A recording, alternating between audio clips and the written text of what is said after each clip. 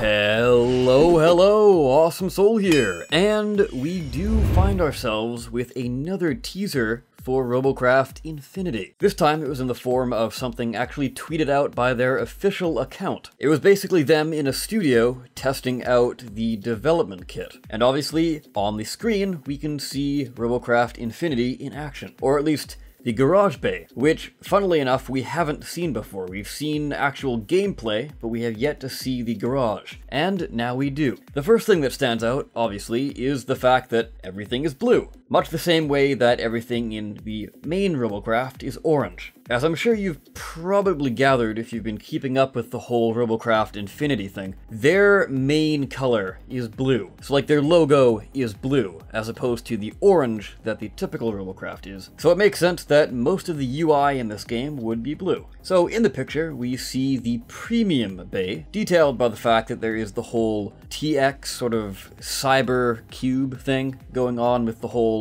skin of the bay, and also the fact that it literally says premium on the side. I should reiterate though, this is the dev kit. This isn't the fully released version. So there probably is going to be a few things missing. Like, up in the upper right corner, there seems to be a lot of dead space. And that's because with it being a pay-up-front game, rather than it being a free-to-play game, you will actually have to spend money to go into it. And that means there is no premium. So usually over in that corner, you would see the lifetime premium or how many premium days you have left. And without that there, it does seem rather barren. But that also kind of raises the question. If there's no premium in the game, as it's a pay-up-front game, why exactly is there a premium garage bay? You could just chalk it down to it being a dev kit, but who knows really. So chances are they're going to fill it with something. Perhaps they could fill it with your current Robit total. Or what they could also do is fill it with your current league rating as well as your league badge, assuming they're keeping league mode in this game. Because we don't have a view of the play screen, it's just the garage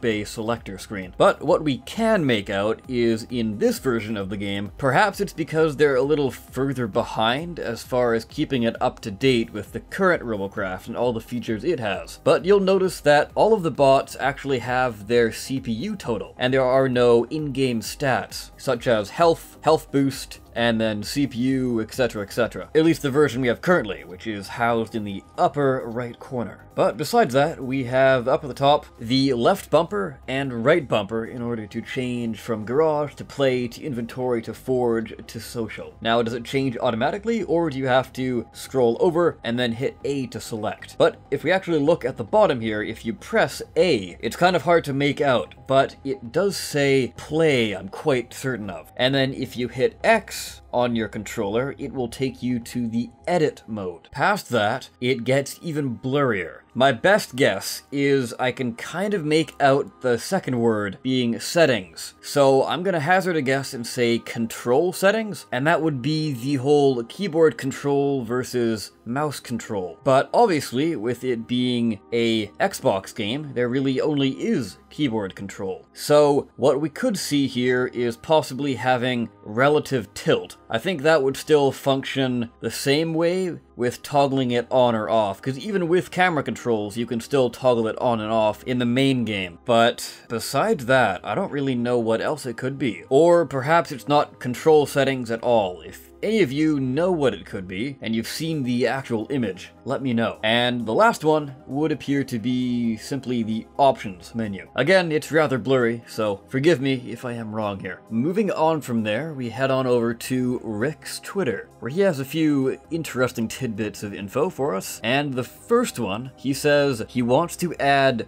motion blur and dynamic field of view changes. So what I'm guessing that means is something they've kind of been talking about before. I'm assuming that ties into the whole Megabot camera problem that's been happening, where if you take in a Megabot, the camera is basically the same camera as a regular bot, so you're staring right into a huge mass of cubes that kind of takes up about half your screen there. So when he says dynamic, what I assume that means is the larger your bot is, the further zoomed out your camera will be. And some might say, wow, that kind of gives you a massive advantage, doesn't it? Well, you have to remember, the larger your bot is also means the bigger of a target you are. So it's kind of an interesting trade-off. The bigger you go, the more you can see, kind of. But, of course, it also makes you far easier to hit. A neat little balance thing there, assuming that is exactly what the whole dynamic field of view means. Anyways, he continues on. We are just about to do some huge optimization improvements and a new part. And of course, he had to get the smiley face in there. So, let's break down that little bit there. First off, huge optimization improvements. Obviously, with Rick being on the art team, or rather the lead of the art team, this would most likely mean that they are working on optimizing the visuals to make them load a whole lot faster. Or he could also be referring to simply the team as a whole is working on huge optimization improvements. Though I'm not entirely sure that would be the case, because chances are the code team are busy working away on the whole wing thing, the speed boost feature, as well as the CPU to damage buff feature as well. So they kind of have their hands full on the coding side of things. But yeah, regardless, any optimization is good for lower end users. Now obviously the part that jumped out there is the new part thing. So the one that has been in the works that we know of, at least, is the Gyro Mortar. So think of it kind of like plasma. If you remember back to the Shipwrecked event, where basically they changed all of the plasma to cannonballs, and they had a much steeper arc, meaning they would fall back down to the planet far easier, and especially if you actually aimed them straight up, they wouldn't go and continue and hit the ceiling, they would actually come back down. Now, it was pretty damn impossible to actually hit anything by doing that, but if you wanted to go for a crazy trick shot, you could. So, my theory here is that was kind of their initial test of the Gyro Mortar, but we all know what kind of happened to the development of that, so I won't really go into that here. Also, I should point out that it's probably not going to be exactly how it was in the Shipwrecked event. Chances are it's going to be a lot more powerful, have a lot more arc, and possibly have some sort of smart aiming system. Since, you know, it's a mortar, you're supposed to lob it up and over terrain. So perhaps it'll show up on your minimap, or it'll show like a little red circle of where the splash damage is going to hit. Perhaps. Obviously, that's just speculation on my part though. But they will be continuing that at some point. After I assume they implement the whole power to damage boost thing, then they'll most likely go and add new parts. Obviously right here, the art team are indeed working on a new part. Again, this is the art team, so they're working on the model for it. But I could have sworn they actually had the model done for the Gyro Mortar, or at least partially done. So is this a different part than the Gyro Mortar, or is it the Gyro Mortar? I'm not sure. Either way though, any new part is a good part. So I guess that's your cue to speculate away. But then again, literally the only information we have to go on is, quote, new part. So I guess we can turn this into what part would you like to see next in the game. Anyways, we finally get a bit more news when it comes to custom player-made maps. We haven't heard anything about this for a little while now, so it's good to know they're still working on it. So he says here in response to someone else, if the maps made by you are good, we might be able to put them in the custom map section. And if they are better than our map, then they will be in the main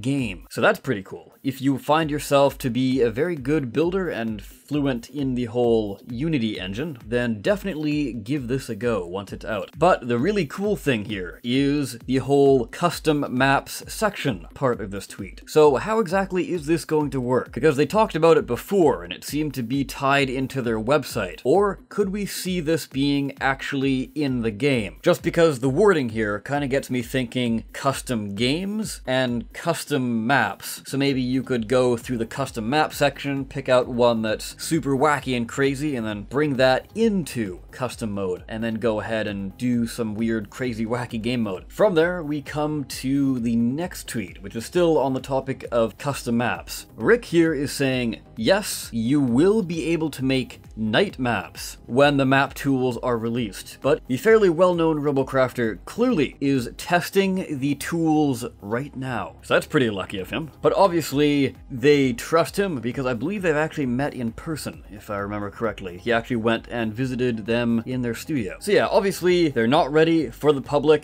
and no real word here on when they're going to be out. But if they are confident in giving them out to someone to test outside of FreeJam, then perhaps they won't be too far away. So if you need a quick little refresher, how it's going to work is it's not an in-game map editor, but you'll have to use Unity, which is a free download, by the way, so that's pretty good. You'll just have to get accustomed to it. But they're basically going to give out an asset pack that you can download and then use it to make your map look a whole lot more Robocrafty. But I assume you could use outside assets as well. Since they will be curating it, you'll probably not want to choose something that's copyrighted. But yeah, when we get more information on that, you will hear it here. I personally have a pretty cool idea for a map that I'd like to try out. One with some very interesting elevation changes. Although, not quite sure if I'll have the time to make the map, but we'll see. 'Cause I'm fairly rusty with Unity, I haven't used it in quite a while. And even when I did use it, I didn't use it a lot. So basically I'll be learning from scratch there. But with all of the high quality assets from FreeJam, it should make it a little bit easier to make the map. But anyways guys, I will go ahead and end the video right about here. I of course have been the Awesome Soul. I thank you so very much for watching, and I'll see you next time.